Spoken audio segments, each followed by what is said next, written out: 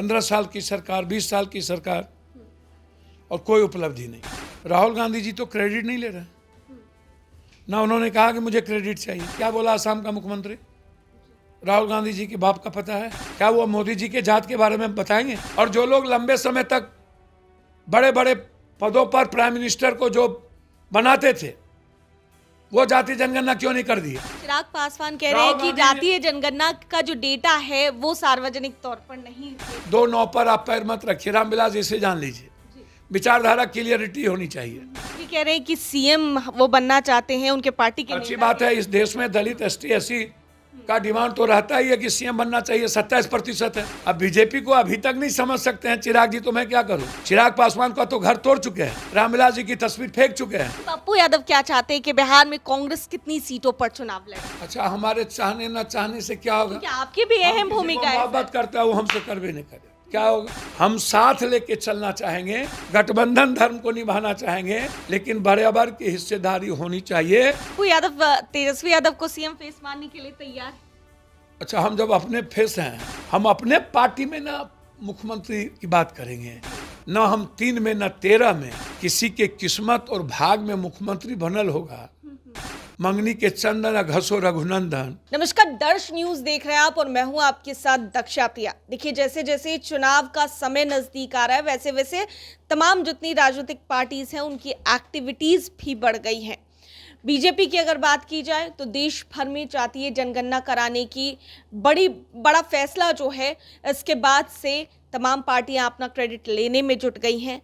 महागठबंधन की अलग अलग बैठक चल रही है। इन तमाम मुद्दों पर बात करने के लिए इस वक्त खास बातचीत के लिए हमारे साथ पूर्णिया से सांसद पप्पू यादव जी हैं। सर, ये बताइए कि चुनाव नज़दीक है, इसको लेकर के जो चहल पहल है पार्टियों में वो बढ़ गई है। सबसे पहले जातीय जनगणना का सवाल कि लगातार जातीय जनगणना का क्रेडिट लेने के लिए तमाम पार्टियां आगे आ रही हैं। आप देखिए, एक बात समझिए, कमजोर आदमी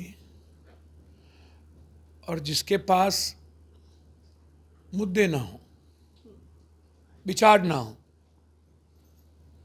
और अपनी उपलब्धि ना हो, 15 साल की सरकार, 20 साल की सरकार और कोई उपलब्धि नहीं। राहुल गांधी जी तो क्रेडिट नहीं ले रहे, ना उन्होंने कहा कि मुझे क्रेडिट चाहिए। लेकिन कांग्रेस तो ले रही थी, बिहार में कांग्रेस ले। मैंने क्या कहा आपको? जी। राहुल गांधी जी ने तो कभी सोचा भी नहीं। वो तो जानते थे कि उनके जो हार्डकोर वोट है, ऊंची जात के लोग डेली गाली दे रहे हैं, डेली ट्रोल करते हैं, कहते हैं इसके जात का पता नहीं, जनों क्या है, इसका बाप कौन है? क्या बोला असम का मुख्यमंत्री? राहुल गांधी जी के बाप का पता है? क्या बोले अनुराग ठाकुर? क्या बोले गिरिराज? क्या बोले निशिकांत? क्या वो मोदी जी के जात के बारे में बताएंगे या पूछेंगे? राहुल गांधी जी ने तो कोरोना में भी कहा था, हमेशा राहुल गांधी जी लड़े। राहुल गांधी जी 4,000 पैदल चल के और 10,000 लगभग भारत का यात्रा करके हर 92-90% लोगों की सामाजिक, आर्थिक, शैक्षणिक हालात को समझा। और उसके बाद जो उनकी सोच है, जो उनको संस्कार में मिला पूर्वजों की, जिन्होंने कुर्सी छोड़ दी, उनको किस बात का क्रेडिट लेने की बात है? PM की कुर्सी कौन छोड़ता है इस दुनिया में? कौन? महात्मा गांधी के बाद किसने छोड़ा? राहुल गांधी ने एक बार भी नहीं कहा, बोला कि जो सोच मेरी है गरीबों को लेकर, कमानों को लेकर, कमजोरों को लेकर, वंचितों को लेकर, ABC को लेकर, OBC को लेकर के, कि जो उनकी आर्थिक, शैक्षणिक, सामाजिक हालात है उसमें भागीदारी। वो किसी जाति के खिलाफ नहीं है। अन्य लोग जो बात कर रहे हैं, चाहे क्षेत्रीय पार्टी, अन्य लोग, इनको तो बहुत मौका मिला सबको। नीतीश जी लंबे समय तक रहे मंत्रिमंडल में, क्यों? आप लालू यादव जी रहे, मायावती जी रही, रामविलास जी रहे, क्यों निजी क्षेत्र में 70% आरक्षण नहीं कर दिए? EBC का, OBC का क्यों नहीं कर दिए? क्यों ST SC का नहीं कर दिए? क्या कारण है कि तेलंगाना में 43% आरक्षण लागू किए राहुल गांधी? आज तक बीजेपी क्यों नहीं की? आज तक क्षेत्रीय पार्टी क्यों नहीं की? राहुल गांधी ही क्यों? लेकिन तेजस्वी यादव तो साफ कहते नजर आए कि हम पहले भी मांग कर रहे थे राहुल गांधी और जी- सरकारी खर्चे पे भैया हमने कराया कौन- बयान। सबको राइट है, सबके लालू जी मांग कर रहे थे, तेजस्वी जी कहाँ, रामविलास जी थे, केसरी जी थे, नीतीश कुमार जी थे, स्वर्गीय जगदेव बाबू अब की बारी भादो कादो में, गोरी कलाई कादो में लाठी मारते मारते जगदेव बाबू को मार दिया। आरक्षण कहाँ से आई? कर्पूरी की माँ भी आई। कर्पूरी जी के सरकार का समर्थन वापस किसने लिया? बीजेपी। बीपी सिंह की सरकार का समर्थन वापस किसने लिया? बीजेपी। मंडल के खिलाफ कमंडल को सामने कौन लाया? बीजेपी। मनु स्मृति पर बाबा साहब अंबेडकर को किसने चुनौती दी? बीजेपी।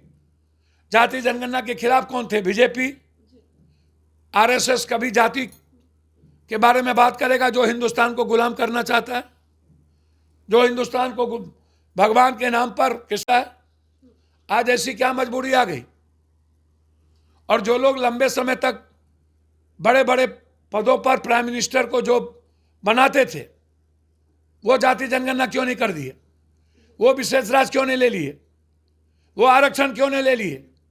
वो कर्पूरी फार्मूला क्यों नहीं चला दिए? आज स्टालिन सबसे पहले पंचायती राज में आरक्षण कौन लाया? अशोक गहलोत, कांग्रेस। तब नीतीश कुमार। 67% आरक्षण किसने किया? स्टालिन। 43% आरक्षण का बैरियर राहुल गांधी ने कहा कि बैरियर तोड़ेंगे, हमें जितना गाली दो। मंडल कमीशन के समय हम लोग पर हमला हुआ। और आज बीजेपी। आप हमको एक बात बताइए, जो आदमी बाबा साहब अंबेडकर के खिलाफ, लोकतंत्र के खिलाफ, संविधान के खिलाफ, जो आदमी इकोनॉमिकल आज़ादी के खिलाफ, जिसको सुभाष बाबू ने कहा था हमको इकोनॉमिकल फ्रीडम चाहिए, पॉलिटिकल फ्रीडम नहीं चाहिए, तब से लेकर के आज तक आर्थिक आज़ादी की बात राहुल जी करने लगे। तो जो लोग सत्ता में रहे वो अपनी उपलब्धि बताओ ना।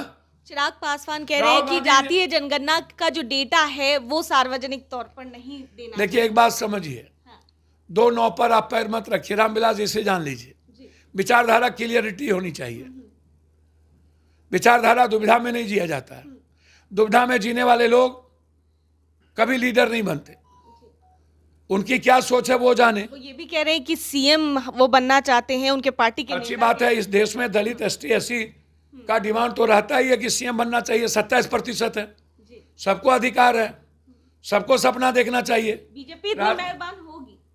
भैया बीजेपी कब किस पर मेहरबान रही है? आप हमको बताइए ना,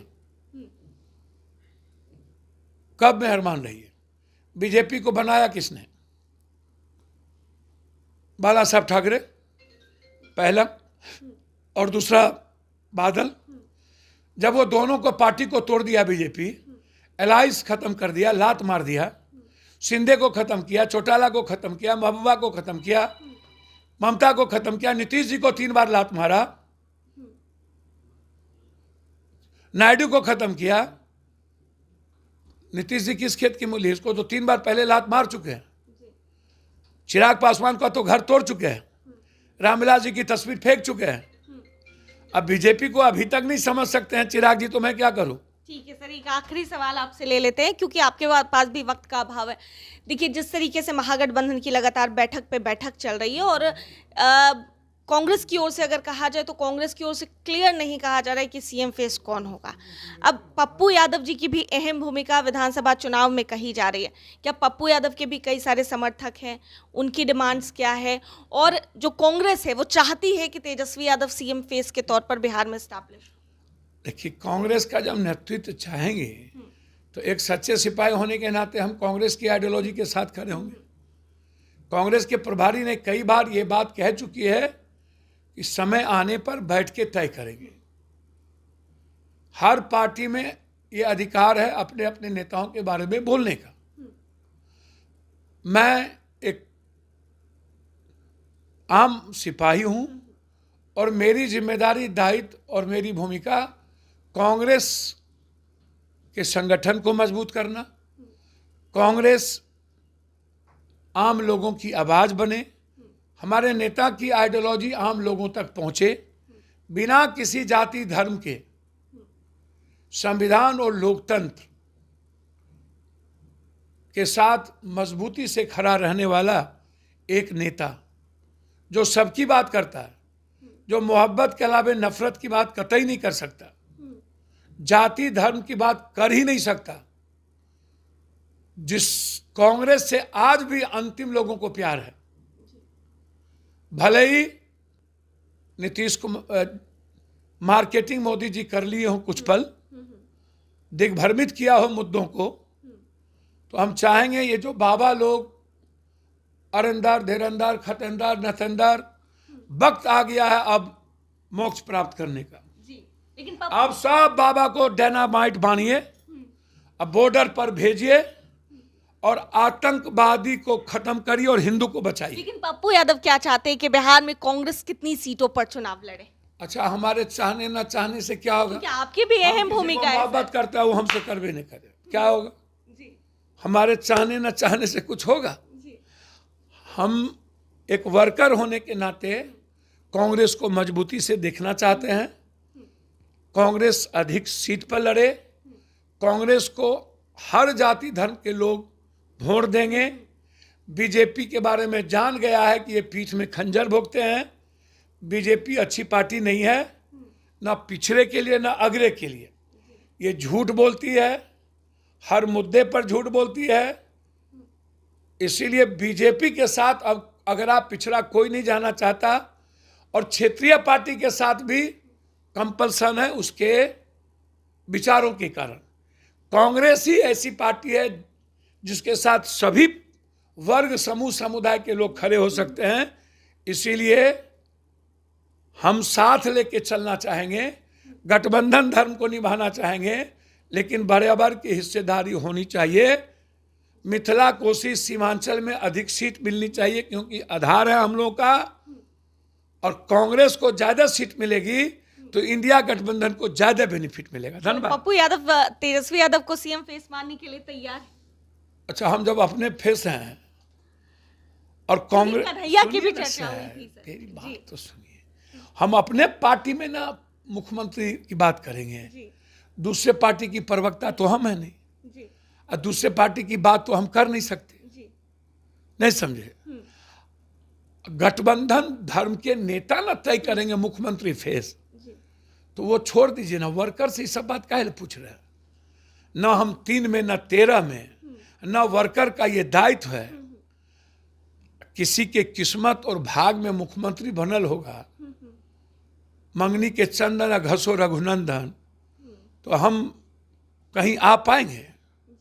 हाँ, अरे बाप, कन्हैया के नाम पर भी चर्चा हुई सर। अच्छा, एक बात बताइए, हम हमेशा कहते हैं दलित, एसटी, एससी, ईबीसी, अत्यंत पिछड़ा और ओबीसी ही बिहार में मुख्यमंत्री होगा, कोई और नहीं हो सकता अभी 10-20 साल तक।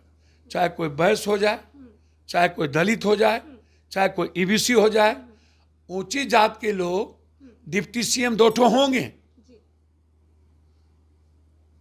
माइनॉरिटीज भी होंगे, लेकिन अभी 10-20 साल